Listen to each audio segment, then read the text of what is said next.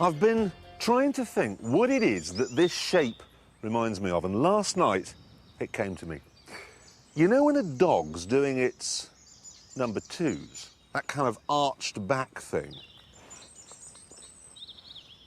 That's what it is.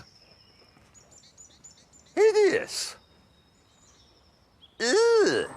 Tell you what, though, you know in the olden days when people actually had capris, they always had the bonnet up on a Saturday tinkering around with the engine. Fettling. Exactly. Well, nowadays, people always fiddle around with computers. Yeah. So what this has got, which is amazing, well, if they ever get round to putting a bonnet in it, which they haven't at the moment, it'll have a... port thing. You put your laptop in it and you'll be able to adjust like the rev limiter and the suspension settings and everything. But it goes further than that. It's very clever because once you've got your laptop plugged in, you can then log onto the internet and you can actually download specifications and settings direct from Ford, and better than that even, you can then exchange data with your mates and their Vsauce. So if you got one, I could set the rev limit at like 1500 RPM. Have the headlamps flash every time we went above 10.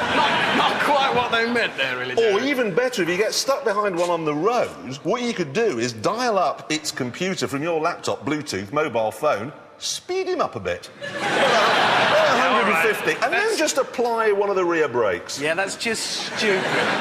It's stupid. This is my favourite, though. It's a sort of radar parking device. Normally, I look for really easy parking spaces, but in the BMW, I look for the tricky ones, just for the fun of it. I want to just do this award, if I may. It's the Enemy of the State award, the person who's done the most to harm the cause of the petrol head these last 12 months. Gentlemen, the nominations. The Chief Constable of North Wales, Richard Brunstrom, for his resolutely unpopular anti-motorist stance.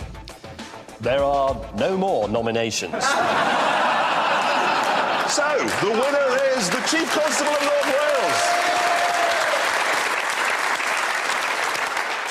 This is the man who described speeding motorists as criminals. And then regretted it shortly afterwards when one national newspaper allegedly caught his daughter speeding. Actually, this is also the man who said there is no more excuse for drifting over the speed limit than there is for drifting a knife into someone. which really isn't true, is it? It's interesting to note that in April of this year, as his war on the motorists carried on, his force posted the lowest clear-up rate for burglaries ever on record. I love people's faces in traffic jams. They're always so miserable. Could be worse. You could be shot in the back of the head by a marksman. All right. You are an executive. This is going to take a bit of imagination. You're an executive, OK, and you're going to buy a new car. You're not going to buy that S-Type Jag, are you? It's a great drive, but you wouldn't let your kids sit around with their mouths open like that. No. E-Class Mercedes. Now, you've got a Mercedes. How much have you enjoyed it over the summer? No, I haven't. It's been in the shop the entire time. It goes in, it's broken, it comes back more broken and goes in again. That's pretty much Mercedes ownership. So you're not having one of those? No. You're not having an Audi A6 because it's too old? No. You're not having a Kia Magentis because it's stupid? No, you wouldn't. No, you're right, I wouldn't. And you're not going to have an Alpha 166 because nobody would buy a new one? Yeah. You, J.May Clarkson, you are the European Director of Photocopying, brackets, toner distribution. You will buy one of these. I've suddenly decided I don't want to talk to you anymore. Obviously, you shouldn't listen to those people who say, oh, we can't tell it's a diesel under the bonnet. Sounds just like a petrol, because it doesn't. It sounds like it's been fueled with sandpaper. But, crucially, it's not so noisy that I can't hear Ken Bruce's Popmaster. Give me the titles of 3 UK single chart hits. 4 Squeeze. 3 Call for Cats, labelled with love, at the junction. Come on, useless man. Easy. Hi, Jeremy! With an exclamation mark. It's very irritating. But this is from Claire, when she signed it with a little X, which is like a little kiss. My boyfriend has just bought a new Audi A3. Fair enough. Now he's driving me mad with this new game he has where he tries to plip the remote locking from as far away as possible. Is he normal? Yes, clearly. In fact, I'd say, if anything, he sounds like a bit of an amateur. Yeah, because it's how you do the flip that matters. Claire, I'm going to... This is for your fella. I'm going to show some moves here. Yeah. I've got some special ones. This first one is called the Bond, and it's perhaps more of a closing manoeuvre. So the car's there, and you walk away from your car, thus, and then at the last minute, you turn and fire. It's a simple, good one to start with, I reckon. Keeping the range good. Yeah. I quite like the high shot. If you could demonstrate that. Well, the true high shot is that. That's the high shot, which we like very much. Then there's a really good one, which is the I've lost my car in the multi-story. That's also known as the lawn sprinkler, like that.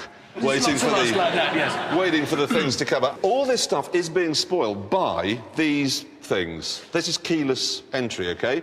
Now, they tell us that when you walk up to the car, if you've got one of these in your pocket, the door is open, OK? So I was walking up to the car, opening the door, thinking, that's fine, you get out, lock it, and you assume if you walk away, it'll lock itself. It does, doesn't it?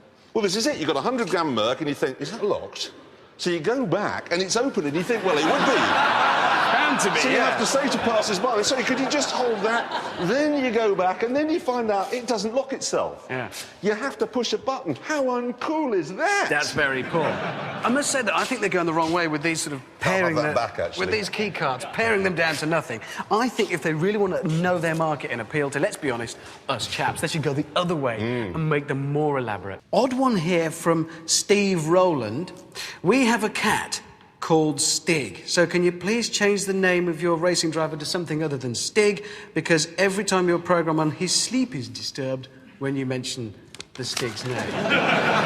Actually, come to think of it, Stiiig.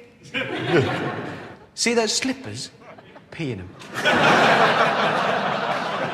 Now, you may remember, last week, we discovered that if you hold your car's remote control central locking device against your head, it doubles its range, OK? Now, we didn't understand that. No. There was a girl in the audience last week who was a scientist, and she said it had to do with the fillings in your teeth. Yeah, but we tested that. We did. Our producer deigned to come into work one day, and nice. he has no fillings in his teeth, and it worked for him, so it isn't that.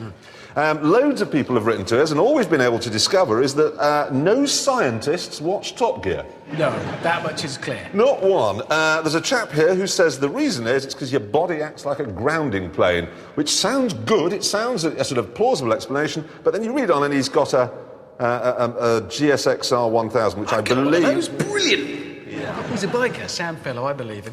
Lots of people think it is your body that does it. Guy here, Craig from Bromley, reckons it's because your body has iron in it.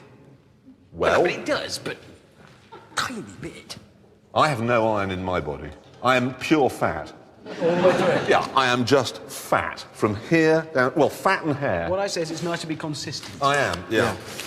There's a chap here called Zmkan at America Online, and he says it's human bones, a great amplifier of radio waves, and it's something to do with your elbows. No, we had loads that were to do with bits of your body doing this. So we had one guy who reckons it's your ears working his radar, which I quite like. Another one, I'm not sure about this, saying it's your nasal cavities. Apparently they're as big as an acoustic guitar or something, which they're not, are they? Close, but it's I'm not. looking at you and I'm thinking it's quite a big schnozzer, but it's nowhere near an acoustic guitar. That ain't no guitar. No. You know, I'm not going to see you come up. That bloke's got a guitar on his face. For a nose. It's No, rubbish. you're not. I know, there's some I mean, bizarre what they're stuff. basically saying, I think what the audience is saying here is that if you were to build a creature that had my bone structure with sort of enormous elbows and Martin Clunes' ears... Looking good. ...and Daniela Westbrook's nose... Nice touch. ...you could set off some nuclear missiles in North Korea from your house in Birmingham. Yeah, perfect.